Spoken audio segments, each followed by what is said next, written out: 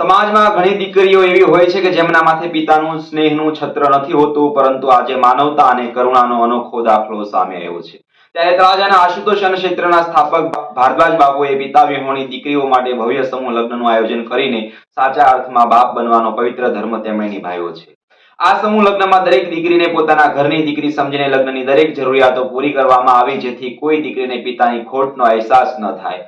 ભાવનાથી ભરાયેલા આ પવિત્ર પ્રસંગે અનેક લોકોને આંખો પણ ભીની થઈ ગઈ ને આ પ્રસંગે તળાજાના ધારાસભ્ય ગૌતમભાઈ ચૌહાણ, નગરપાલિકાના પ્રમુખ હેતલબેન રાઠોડ, ઓલ ઇન્ડિયા યાદવ સમાજના મહિલા વિંગ પ્રમુખ જાહલબેન આહિર સહિત અનેક સામાજિક આગેવાનો ઉપસ્થિત રહ્યા હતા। આ નવ દંપતીઓને આશીર્વાદ આપ્યા અને આ માનવતા ભર્યા કાર્યને વધાવી લીધું અને માનવ સેવા અને સંસ્કારનો સંદેશ આપતું આ આયોજન સમાજ માટે પ્રેરણાદાયક બની રહ્યું હતું। ત્યારે અનિલ જોશીની કવિતાએ આ દ્રશ્ય ખડું કરી દીધું હતું કે સમી સાંજનો ઢોલ ઢબુકતો જાનું ગલતી માલે, કેસરિયાળો સાખો ઘરનું ફળિયું લઈને ચાલે, કેસરિયાળો સાખો ઘરનું ફળિયું લઈને હાલે। નમસ્કાર, જય સિયારામ। મારું નામ જાહલ આહિર છે અને હું ભગુડા મોગલધામથી આવું છું।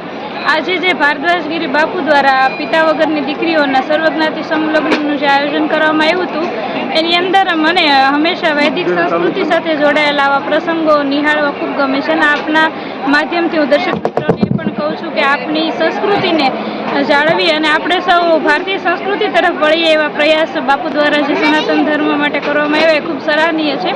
અને સમૂહ લગ્નોત્સવનું આયોજન થાય તો આપણે સૌએ એમાં હર્ષોલ્લાસથી ભાગ લેવો જોઈએ। એનું કારણ છે કે જો આર્થિક પરિસ્થિતિથી આપણે આવનારી પેઢી અને સમાજને પણ મજબૂત કરી શકીએ છીએ અને ખાસ એક કે સોનાની સાંકળે બાંધો ને તો પણ ન આવે એવા આગેવાનો, એવા વડીલો કે એવા નેતાઓ તમારી દીકરીઓના લગ્નમાં આશીર્વાદ આપવા માટે અહીંયા પહોંચે છે। અને ખાસ આજના જમાના પ્રમાણે મોંઘવારી અને જે જરૂરિયાત વધતી જાય છે, જે વેસ્ટર્ન કલ્ચર તરફ યુવાનો અને યુવતીઓ જઈ રહ્યા છે, એમાં સમૂહ લગ્ન એ આપણી સંસ્કૃતિની ઓળખ કરાવે છે। તો સમૂહ લગ્નની અંદર મા બાપના માટે સૌથી ચિંતાનો વિષય કે મારા દીકરા દીકરીઓના લગ્ન અત્યારના મોંઘવારી પ્રમાણે કેમ પાર પાડશું। તો આવા જે આયોજનો થતા હોય એમાં હું આપ સૌને આપના માધ્યમથી વિનંતી કરું છું કે સમૂહ લગ્નની અંદર અવશ્ય જોડાઓ અને આવા કાર્યમાં આપણે સૌ સહભાગી બનીએ। જય સિયારામ।